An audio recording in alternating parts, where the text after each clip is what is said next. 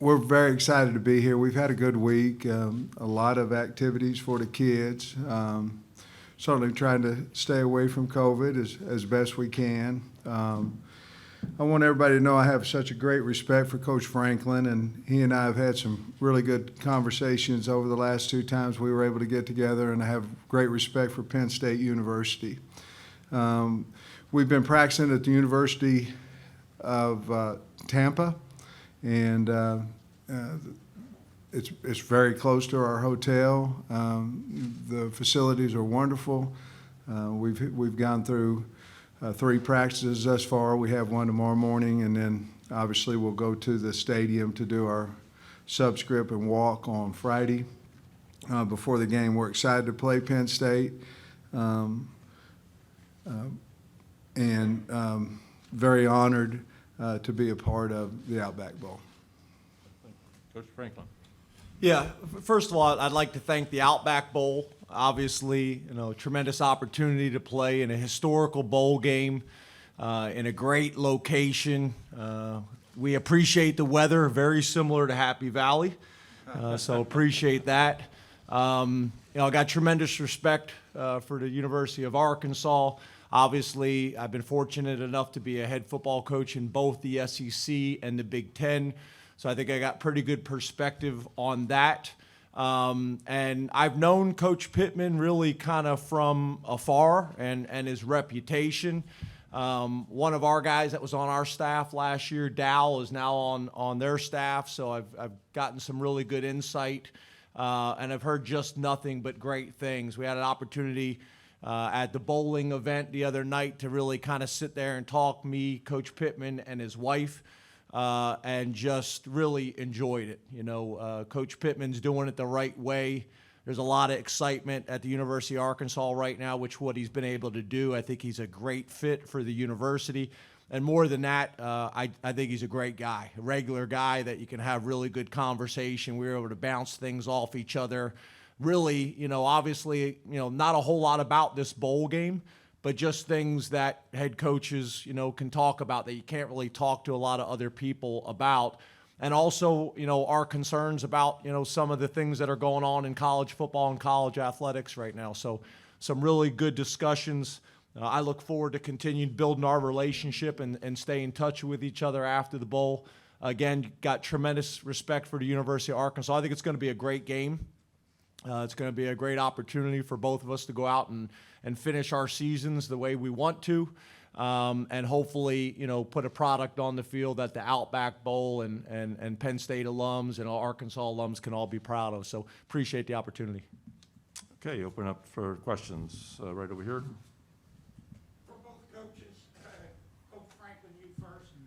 The American Underdog movie came out, and Zachary Levi did a great job of playing Kurt Warner. When they filmed the James Franklin story and the Sam Pittman story, who do you want to be the actor that plays you? I'm thinking The Rock was the physique and the hairstyle. That'd be a good one. Yeah, it's either going to be The Rock or Denzel Washington, obviously. Okay, obviously. Yeah, one of those I two. like that answer. But I'm glad you kind of gave me reference because I didn't know what you were talking about when you first started talking. But yeah, probably The Rock. Similar body type, charisma, similar.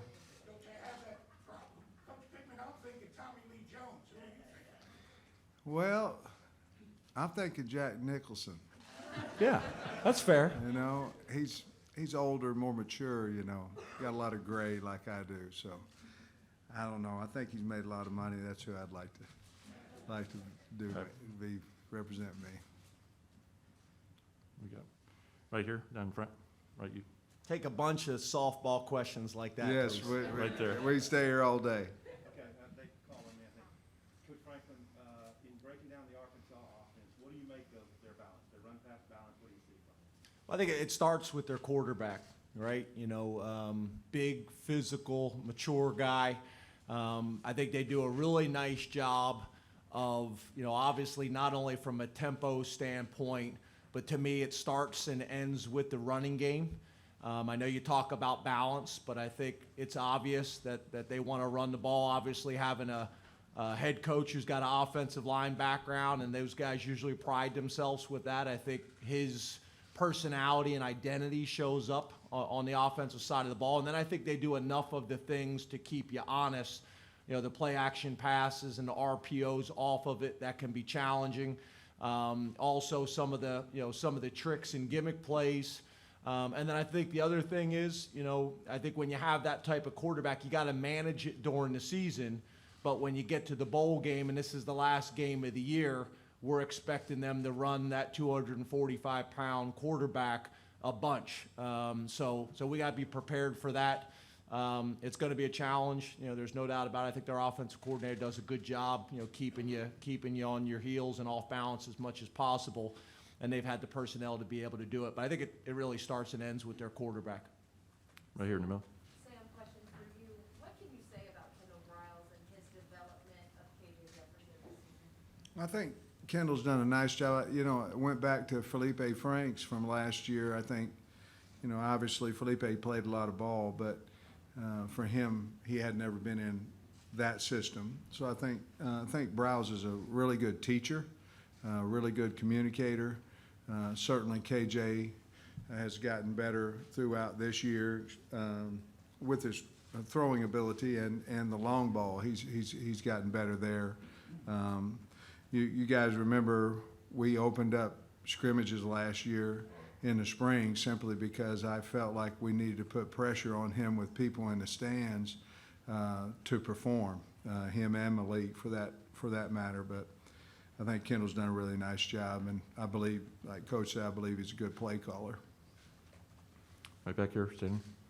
Hi, James. I wanted to ask you on the defensive side. Yeah, I think that's one of the things that me and Coach were talking about, you know, the other day. I've been a head coach now. I've been fortunate enough to be a head coach for 12 years. Have never had an opt-out in all of my 12 years. You know, they've had a little bit of it. We've had more. And it's challenging. You know, what I would say is I'm focused on the guys that are in our locker room. That doesn't mean that I'm not happy and excited and supportive of the guys that are not, but I'm excited about the guys that are in our locker room, and I'm excited about the guys that are going to have bigger roles. I think we all know the last 2 years of college football have been different and have been challenging. You know, obviously, you know, not only what's, you know, really happened nationally, but also conference to conference. You know, this was handled differently on every single conference. Our season was canceled and then restarted again. It's been a challenging 2 years. I think back earlier in the season to our Rutgers game, and we got hit with the flu, and you know, we didn't have a scholarship quarterback available on Friday. So there's been a lot of challenges, you know, but at the end of the day, the reality is you got to find a way to get it done. You know, as one door closes, another door opens, and it's an opportunity for another player. And I think it's also going to give us a really good kind of picture of what our future is going to be. It's going to be guys that are going to get a bunch of reps in this game that maybe hadn't in you know, throughout the season. So there's some challenges, no doubt about it. Our guys are excited. And I think there's also some tremendous leaders that are out there that you know, we're dependent on and are going to need to step up for us. There's no doubt about it. Did you ever cross Right here. into one of these to not play? Well, what I would say is we discussed what we think is going on a bunch in college football. And I think, you know, I'll speak for myself. You know, we've never seen this in college football, right? We've never seen people, you know, not playing. It happened a little bit last year. We thought we were done with it. It's happening again this year. You know, I don't really kind of want to get into it because I can't really speak for other people and what they are doing. For us, you know, we want to play, and we want to represent the Outback Bowl the right way. We want to represent Penn State the right way. Are there challenges? Probably more challenges than there's ever been before in college football, yes. But you know, we're excited about representing the Big Ten the right way. We want to represent Penn State the right way, and we're very blessed and fortunate to be here in the Outback Bowl, and we're gonna take it as a blessing and take advantage of the opportunity. Well, I think it says a lot about Penn State and Coach Franklin. I mean, he's had several guys, and if you look at it and if we played in a regular season, the teams would be different. I mean, they're just different because we've had a couple of NFL leaving for the NFL. He's had several over there and at Penn State, and the teams are different.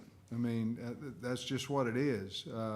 And so once you wrap your mind around that the teams you're going to field a different football team, and you're going to probably find some surprises both ways from who's out there.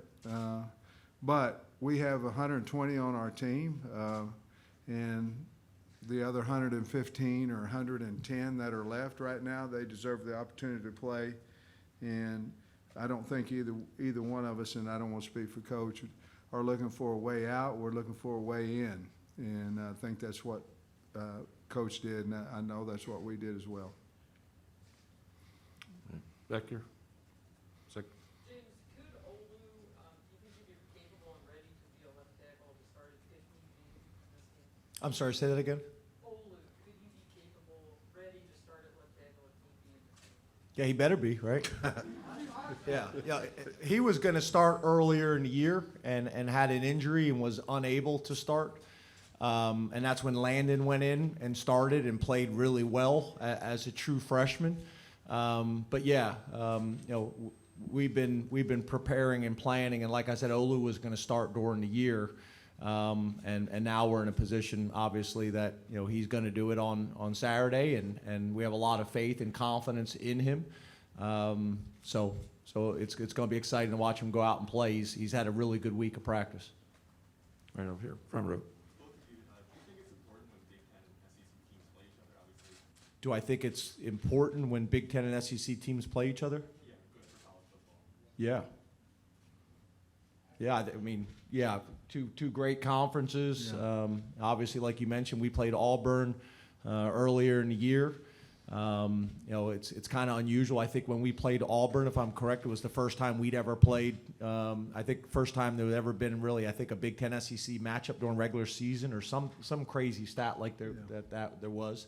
And then obviously playing Arkansas right now, there's not too many things left in 2021 that you can say has never happened before. So it's a pretty cool opportunity.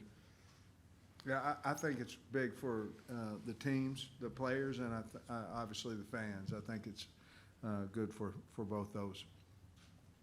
Right here. Coach Pittman, Grant talked a lot yesterday about Penn State's tight ends and how they use them kind of different than the other teams in Penn State. Do you agree with that? And how would you kind of evaluate tight ends and Penn State's offense? Well, they're talented. I mean, Penn State has a big, thick running back as well, and so Lee, I believe, is Lee, Yep. and he's a good player, a big, good player. And then off of that, they run a little play action, and then coming off to the tight ends, and those guys are really good blockers. They're good catchers. They're very talented. But I think if Grant's saying that, we've emphasized that, that they're very talented players, and we have to know where they're at and how to defend them. Yeah, right here. For both coaches, Coach really part of it. Yeah, for me, I can explain it in, when we're coming in on the bus to the home games, and you see people walking across there, and I was one of those people, trying to get into the game, trying to get a glimpse of the coach on the bus, the players on the bus. They didn't have the hog walk back then, but, just trying to get in the stadium and feel the atmosphere. I feel that every single home game, very surreal, very honoring. I'm honored that I'm the head coach at Arkansas, but yeah, I mean, I feel it all the time. I was a fan. I went to camp, went to football camp there, and Lou Holtz was the coach, and Did you get rejected too? I got Well, rejected. I'm at glad Penn you State. said the two, because that kind of makes me feel. Yeah, I got rejected. I went to Penn State's camp. I got recruited, none. So I don't know if it ever got to the rejection part. Yeah, excuse me, I didn't mean to interrupt, Coach, No, but I was yeah, done. I grew up just outside of Philadelphia, so it's unusual, a lot of times that you have the opportunity to be able to come back home. I played in the state of Pennsylvania. I did go to camp. I think Jim Caldwell was the quarterbacks coach at the time. They had a drill, Coach Pittman, where you threw fades and they had like a little target sitting in the end zone, and I won that drill. That's and awesome. I thought for sure Coach Caldwell was going to come over and talk to me about why I should be at Penn State, and he never came Went over. right by you. But yeah, it's something obviously that you take a lot of pride in. Obviously you understand the history, you understand the tradition. I think we're also both at places, that really emphasize the true student athlete and getting a great education at a great university.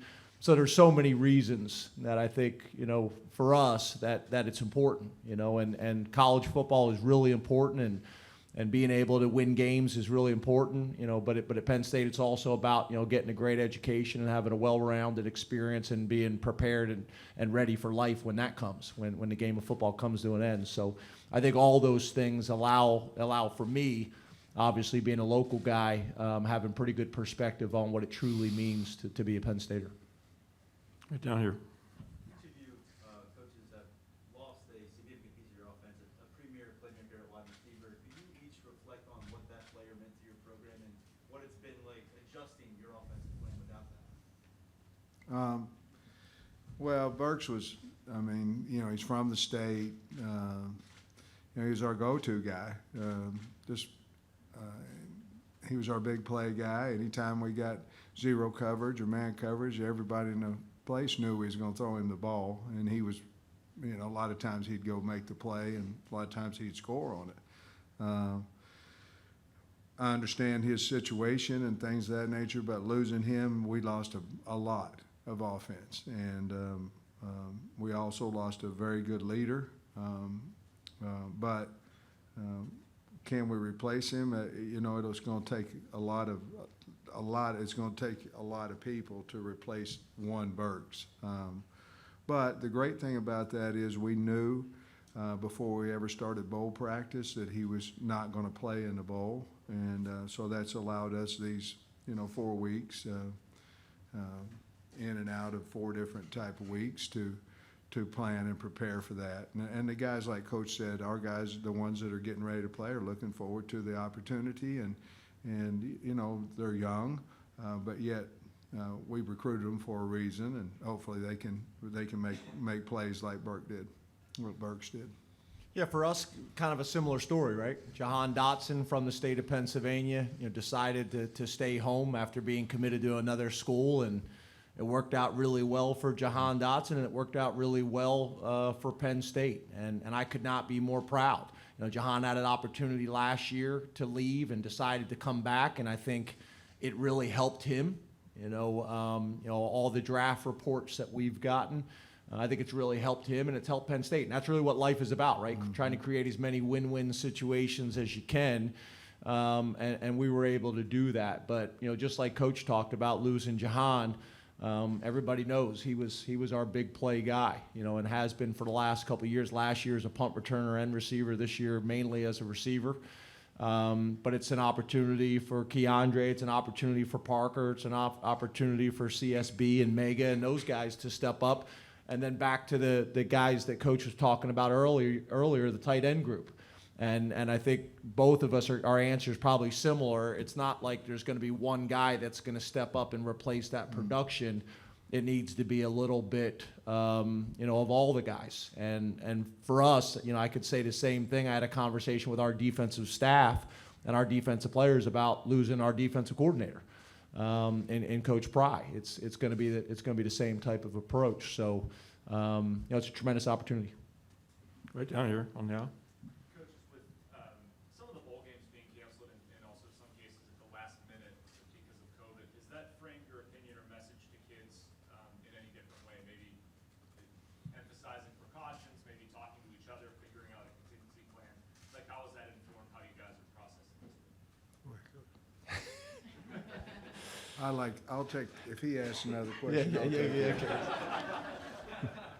Yeah, again, I have opinions on other places and other things and some of the things that I think are going on, and I know Coach does as well, and we've talked about those privately, but in this setting, I'm going to specifically talk about Penn State. We're just going to do everything we possibly can, like we have all year long, to keep our guys safe.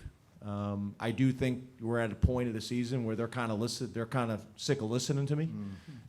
We've been pounding these messages home all year long, and overall, our doctors and our trainers and our players have done a tremendous job with that.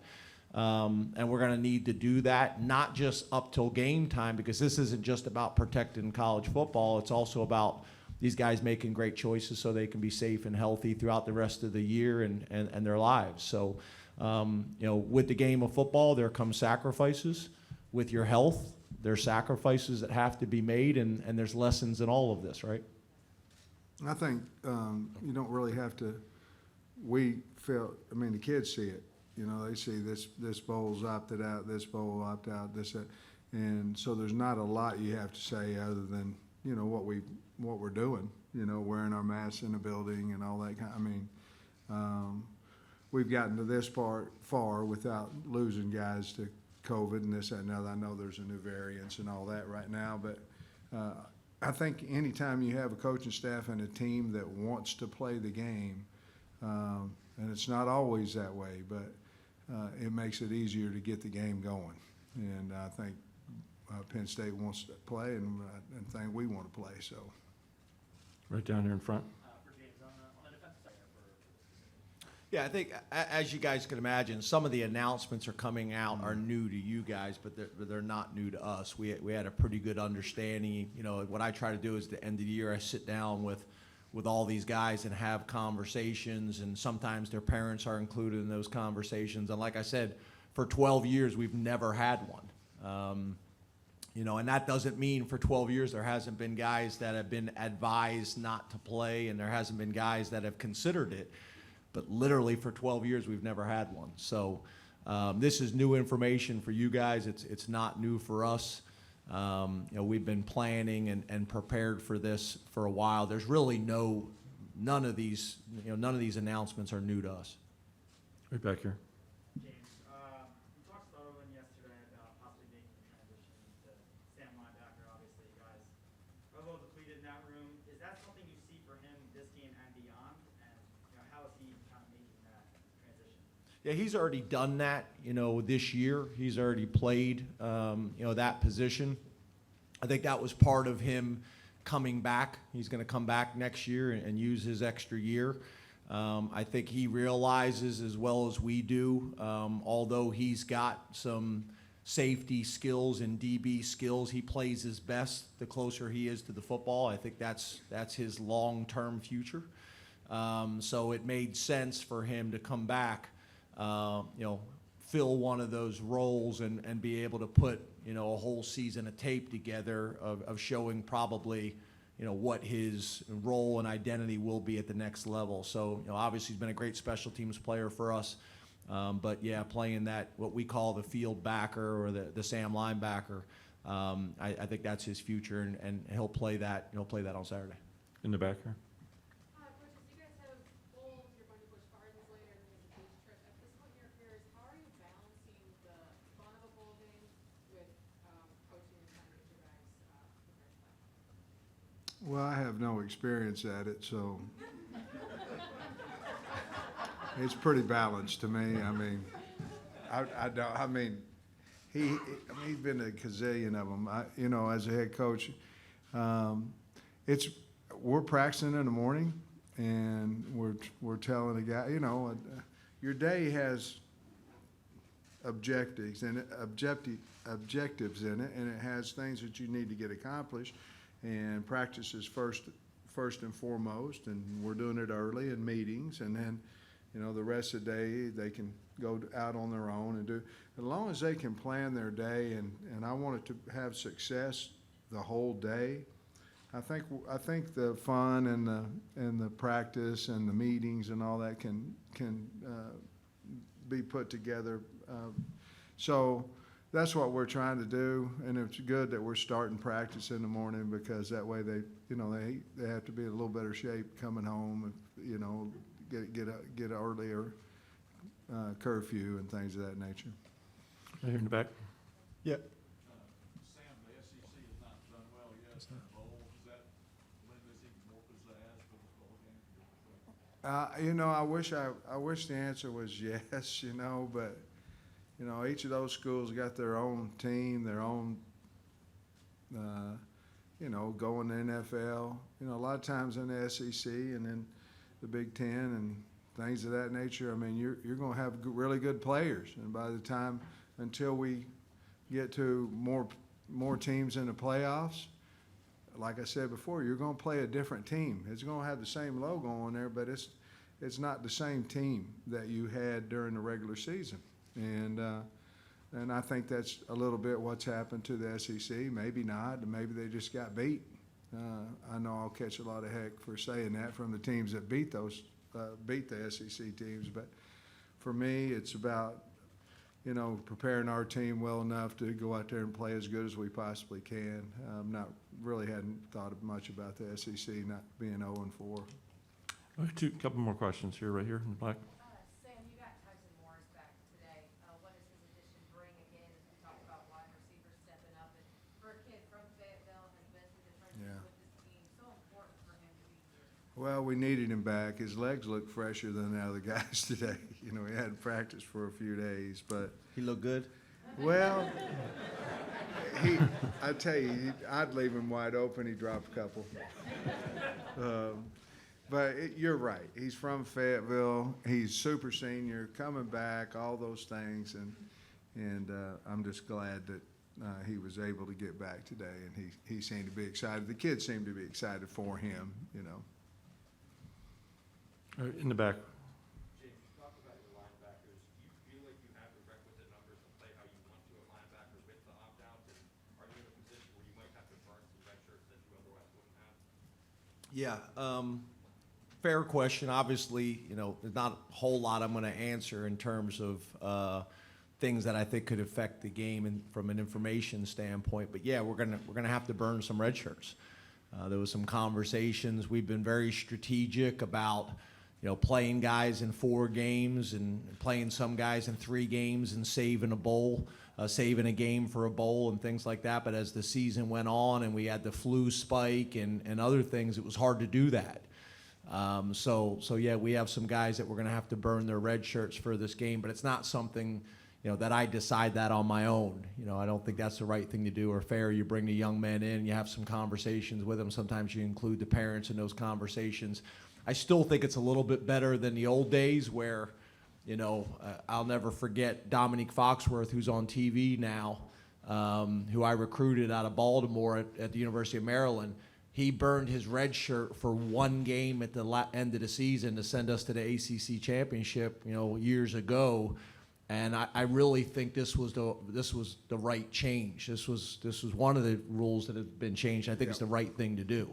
So yeah, you're talking about burning a guy's red shirt, but you're really talking about burning a guy's red shirt for 5 games, where you'd still like to preserve it if you could, but I think it's a very different conversation than in the old days. You're talking about a kid that you've been trying to redshirt all year long, and now you have no choice, and you have to play him in the bowl game, and he's lost an entire year for 1 game. I think it's still a better scenario than that is, but yeah, that's where we're at. You know, we're gonna have to play some of those guys. One last one right here.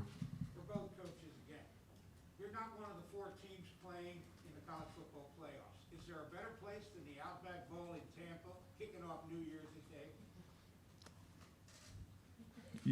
You work for the Outback Bowl? There's a promotional announcement, sorry. Yeah, I saw you slide them 5. Yes. But no, I mean, yeah, obviously, I think both of us in the conferences we play in and the schools that we have from a historical perspective, obviously, you know, we want to make the playoffs. There's no doubt about it. But if not, you know, to be able to play on New Year's Day in Tampa, Florida, and at the Outback Bowl, and you know, it's a tremendous opportunity. So I know we're very, very excited and fortunate to be here. We lobbied for it. I mean, we did. We wanted to come here, and we made no bones about it. We wanted to come to Tampa and Outback Bowl. Now, we didn't know the opponent. You know, we may have tried to lobby somewhere else, you know. But we wanted to come here. We wanted to play on New Year's Day. It was a big deal for us in our program, and so we did. We lobbied for it. Thank you, coaches. Thank you, everybody here. We appreciate it. We look forward to the next few days and a terrific game on Saturday.